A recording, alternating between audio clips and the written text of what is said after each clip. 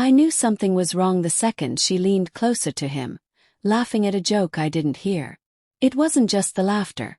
It was the way her eyes lit up, the way her hand brushed his sleeve like it belonged there. I sat across the table, my coffee growing cold, watching my wife of 8 years act as if I were invisible. And in that moment something in me cracked. Coffee with strangers.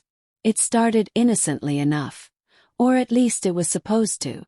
Emily had suggested I join her and a few colleagues for coffee after work. She rarely invited me to these things, and I took it as a small gesture. Her way of including me in her world. We arrived at the cafe, and introductions were made. There was chatter about projects, deadlines, and inside jokes I didn't understand. I smiled, nodded, tried to blend in. But then he walked in. Daniel. Tall, sharp suit, confident smirk. The kind of man who filled a room without even trying. Emily's face lit up like Christmas morning when she saw him. She waved him over, pulling out the chair next to hers. Not mine. And just like that, the world tilted. The invisible husband. At first, I told myself I was overthinking. They were colleagues, friends. But as the minutes passed, the truth gnawed at me. She ignored me. Every time I tried to join the conversation, she redirected it back to him. When I told a story about our weekend hike, her eyes flicked toward Daniel, as if waiting for his reaction instead of mine. When I reached for her hand under the table, she pulled it away casually, like my touch was an interruption. And all the while, Daniel leaned closer, lowering his voice so only she could hear. She laughed too loudly, too eagerly, the sound sharp and cutting. I sat there, my chest tightening, realizing I wasn't her husband in that moment. I was just the man holding her coat. The boiling point. Emily, I finally said, forcing a smile. Did you tell them about the cabin trip we're planning?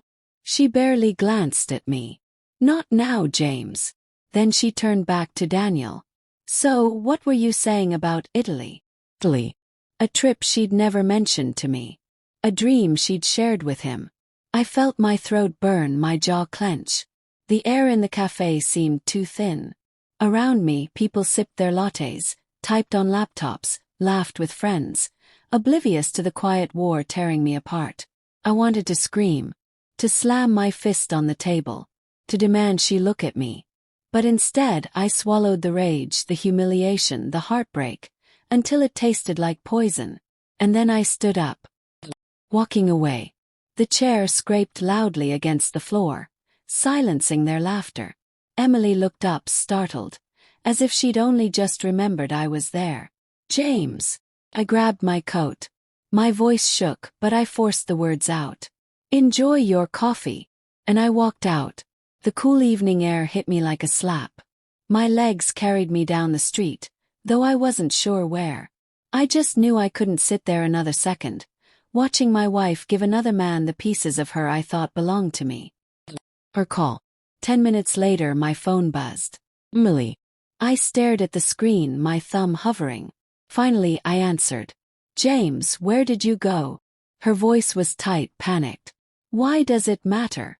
Said my voice low. You seemed busy. Don't be dramatic. They're just colleagues. Colleagues don't look at each other like that. There was silence on the line. Then she whispered, Please come back. I didn't. The cracks beneath the surface. That night we barely spoke.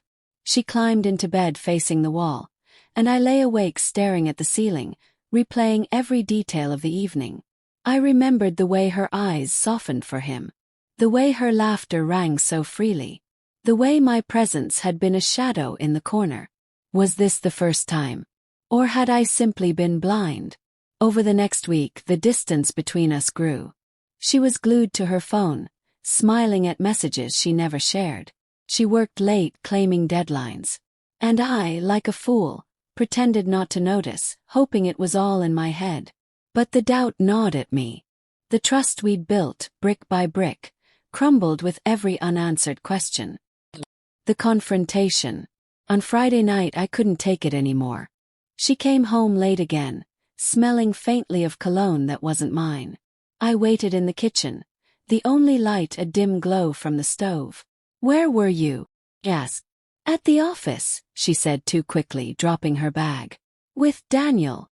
Her shoulders stiffened. "James, don't lie to me." My voice broke. "I saw the way you looked at him. Felt it. You weren't just ignoring me. You were choosing him." Her face paled. For a moment she said nothing. Then she whispered, "It's not what you think." "Then what is it, Emily? Because from where I'm standing, it looks like I'm losing my wife to a man who isn't me." Tears welled in her eyes. "I didn't mean for it to happen. He makes me feel seen. You've been so distant lately, always buried in work. I thought you wouldn't notice." Her words sliced through me. "I thought you wouldn't notice." So that was it. My silence, my long hours, my exhaustion. It had left a door open. And Daniel had walked through. Choice. We stood there.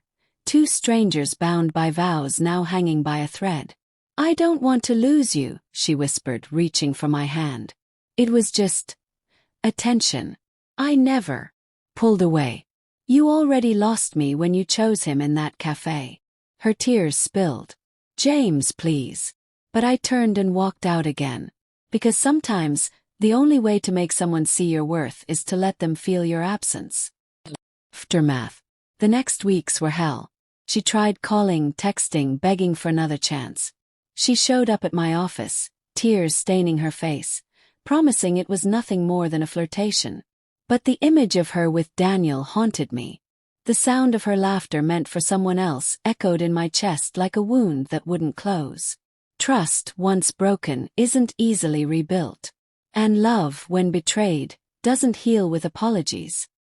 The final coffee. 2 months later, she asked me to meet her at the same cafe. Against my better judgment, I agreed. When I arrived, she was already there, clutching her cup like it was the only thing keeping her grounded. She looked tired, worn, like the weight of her choices had finally crushed her. "I ended things with Daniel," she said softly. "It was nothing, James. Just a stupid distraction. You're the man I want. Please, can we try again?" I studied her, the woman I once thought I'd grow old with. And for the first time, I saw not the wife I loved, but the cracks her betrayal had carved into us. "I believe you ended it," I said. "But Emily, I can't unsee what I saw. I can't unknow how it felt to be invisible to you." Her lip trembled. "So that's it." He nodded. "That's it." As I walked out of the cafe for the last time, I realized something. The pain of betrayal doesn't come just from the act itself. It comes from the moment you realize the person you trusted most could look right past you, as if you were never there. And once that happens, love doesn't die with a bang. It dies with silence. With a cold cup of coffee on a table where you were never really seen. And with the quiet strength it takes to walk away, knowing you deserve more.